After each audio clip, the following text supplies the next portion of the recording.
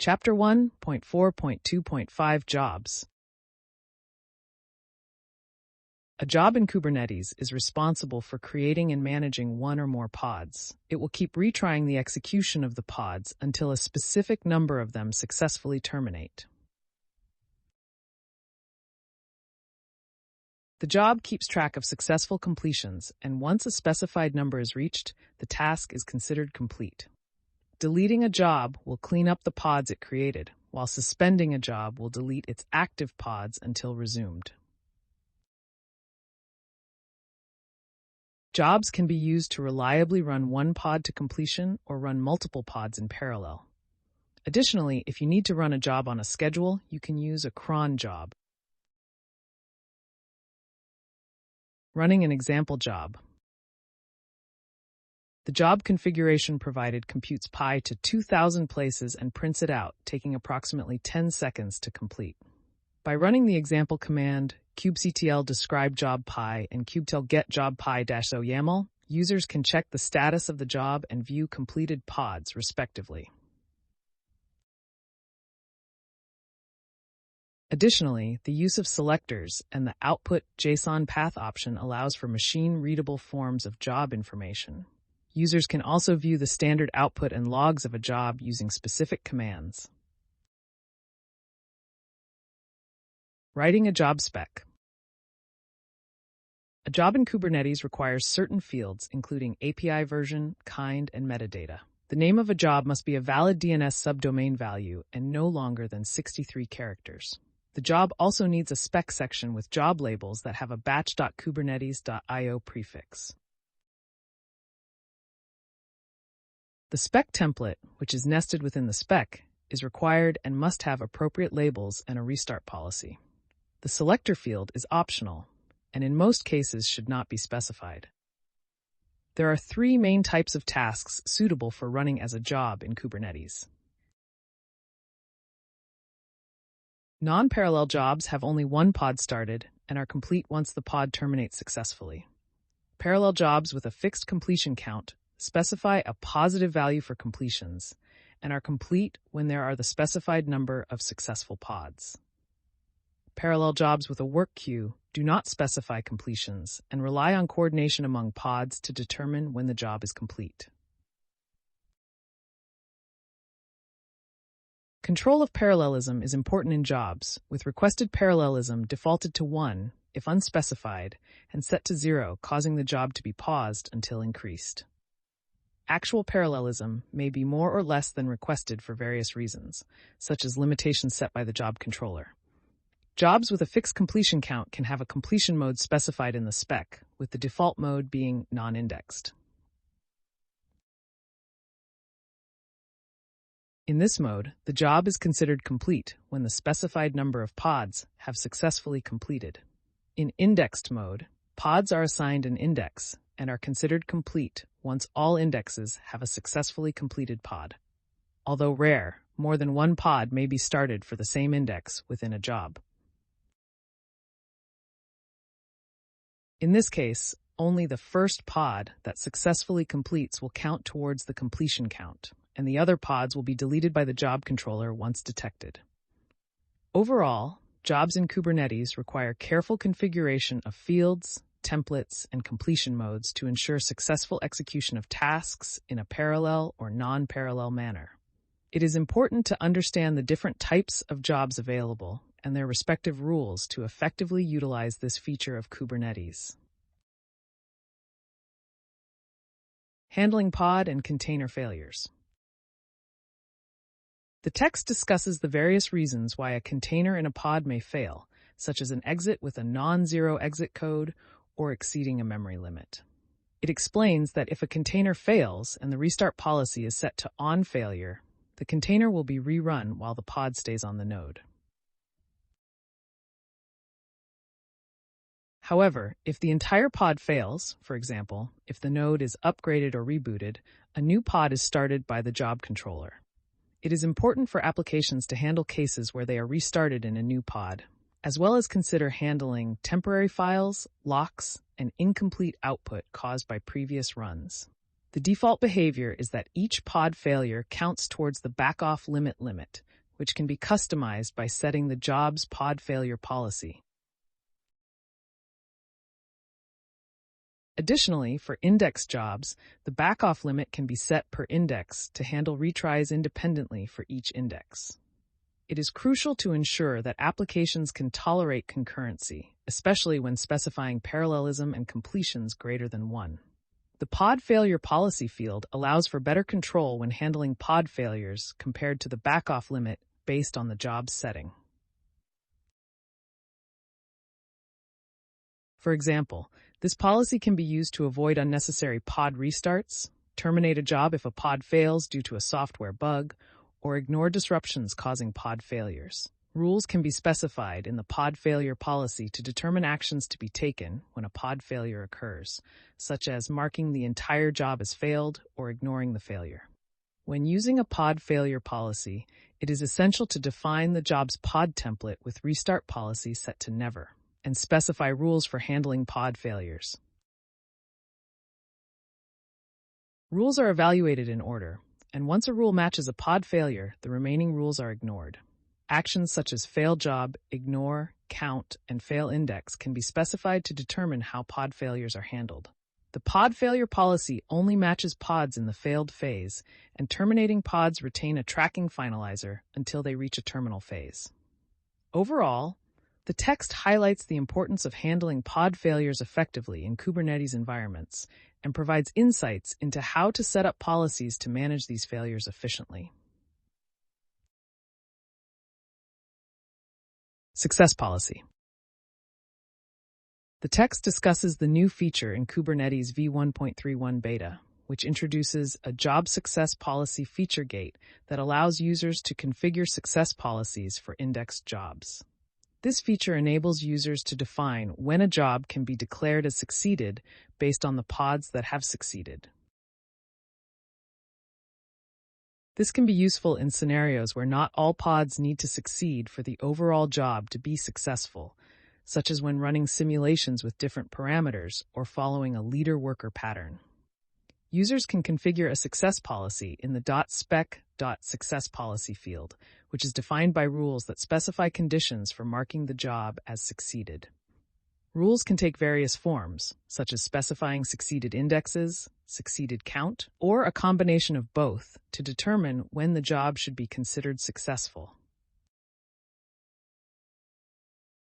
The text provides an example manifest for a job with success policy, where both succeeded indexes and succeeded count are specified. The job controller will mark the job as succeeded and terminate lingering pods when specific indexes succeed. The job will receive a success criteria met condition with a success policy reason once the success policy is met. It is important to note that when specifying both a success policy and terminating policies like .spec.backoffLimit, the job controller will prioritize the terminating policy once it is met and ignore the success policy. Job termination and cleanup. When a job completes in Kubernetes, the pods it created are usually not automatically deleted. This allows users to view logs and status information. Users will need to manually delete old jobs using the kubectl command. A job will continue to run unless a pod fails or a container exits in error, at which point the job will defer to the backoff limit or active deadline seconds.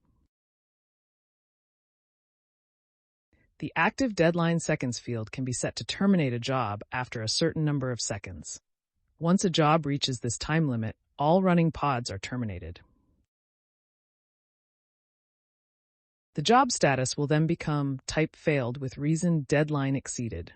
The active deadline seconds takes precedence over the backoff limit, so a job will not deploy additional pods once the time limit is reached. Jobs have two terminal states, succeeded and failed, each with their corresponding conditions. Jobs fail for various reasons such as exceeding backoff limit, active deadline seconds, failed indexes, or when a pod matches a rule to fail the job. Jobs succeed when completion criteria are met. In Kubernetes v1.31 and later, terminal conditions are only added after all pods are terminated. The job controller triggers pod termination based on success or failure criteria, with termination grace period seconds, affecting the process. The failure target or success criteria met condition can be used to evaluate job success or failure without waiting for the job controller to add a terminal condition. Users can decide when to create replacement jobs based on these conditions, balancing resource usage and cluster capacity. Users may choose to replace a failed job when the failure target condition appears for quicker replacement, or wait until the failed condition appears to conserve resources. Clean up finished jobs automatically. The text explains the importance of cleaning up finished jobs in the Kubernetes system to avoid putting pressure on the API server. It mentions that utilizing a higher-level controller like cron jobs or a TTL mechanism provided by a TTL controller can automatically clean up finished jobs. The TTL mechanism allows specifying a time period after which a job will be deleted, including its dependent objects like pods. It is recommended to set the TTL seconds after finished field to avoid leaving lingering pods that may degrade cluster performance. Unmanaged jobs have a default deletion policy of orphan dependence, which may leave pods behind after deletion. It is advised to use limit ranges and resource quotas to control resource consumption in namespaces. Overall, adopting these cleanup strategies can help optimize system performance and prevent potential issues caused by leftover resources. Job patterns. The job object in a complex system can be used to manage a set of independent but related work items, such as emails, frames, files, database keys, etc. One common use case is a batch job where the user wants to process multiple items together. There are various patterns for parallel computation, each with its own strengths and weaknesses. One approach is to have one job object for each work item, which can create overhead for managing large numbers of job objects. Another approach is to have a single job object for all work items, which is better for large numbers of items. The number of pods created can either equal the number of work items, or each pod can process multiple work items. Different approaches include using a work queue or associating the job with a headless service to enable pods to communicate and collaborate in computation. Each pattern has specific settings for parallelism and completions based on the number of work items. These patterns allow for arranging pods to work on different tasks while ensuring consistency in specifications for each pod created by the job controller. Advanced usage. The text discusses various features related to managing jobs in Kubernetes. One feature is the ability to suspend a job's execution temporarily by updating the .spec suspend field to true, and resume it later by setting it to false. When a job is suspended, running pods are terminated with a sigterm signal, and the job's active deadline seconds timer is reset. The job status can indicate if it is currently suspended or has been in the past. Events are created when a job is suspended or resumed. Another feature is the ability to update a job's scheduling directives before it starts, allowing custom queue controllers to influence pod placement. This feature is only available for suspended jobs that have never been unsuspended before. Fields in a job's pod template that can be updated include node affinity, node selector, tolerations, labels, annotations, and scheduling gates. A third feature is the ability to track pods belonging to a job using finalizers, which are removed once the pod has been accounted for in the job status. Elastic index jobs allow scaling up or down by mutating .spec.parallelism and .spec.completions together, with use cases including batch workloads requiring scaling of indexed jobs such as MPI training. Another feature is delayed creation of replacement pods, where replacement pods are only created for terminating pods that have failed. This can be set using the .spec.pod replacement policy field. The default behavior is immediate replacement of pods when they fail or are terminating, but this can be customized based on failure policies set for the job. Lastly, there's a feature that allows delegating the management of a job object to an external controller by setting a custom value for the spec.managedBy field. This disables the built-in job controller for that specific job and allows reconciliation by the external controller indicated in the field. It is important to ensure the external controller conforms to API specifications and does not use the same finalizer as the built-in controller.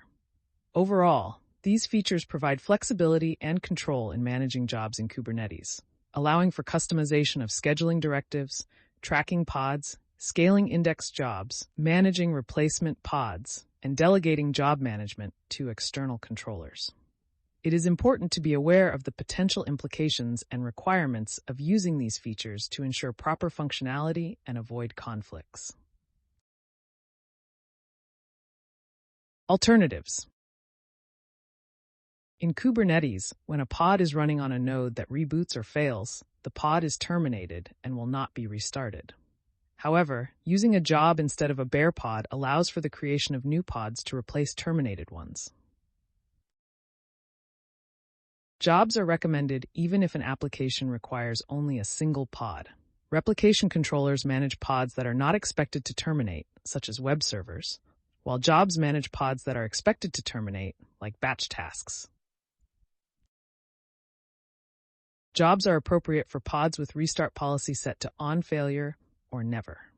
Another pattern is for a single job to create a pod, which then acts as a custom controller for other pods. This approach offers flexibility, but may be more complex to set up and offers less integration with Kubernetes. An example is a job that starts a pod that runs a script to start a Spark master controller, run a Spark driver, and then clean up, offering the completion guarantee of a job while maintaining control over creating pods and assigning work to them.